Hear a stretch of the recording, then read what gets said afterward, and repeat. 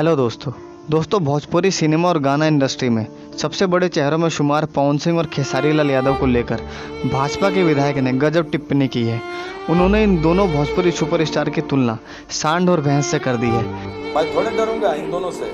पवन सिंह और खेसारी लाल, एगो सांड है एगो भैंसा है। पवन सिंह और खेसारी लाल, इनके बारे में बात करना ही बेकार है।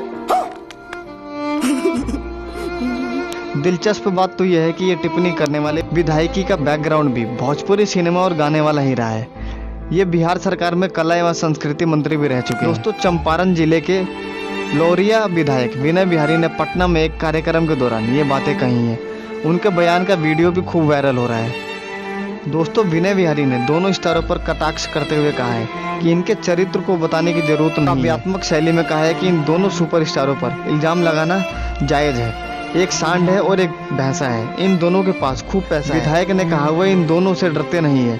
उन्होंने कहा है कि इन दोनों ने शिक्षा हासिल नहीं की है, इसके चलते इनकी भाषा पर असर दिखता है। दोनों कुछ भी बोलते रहते हैं। एक शिक्षित व्यक्ति के बोलने का तरीका अलग होता है।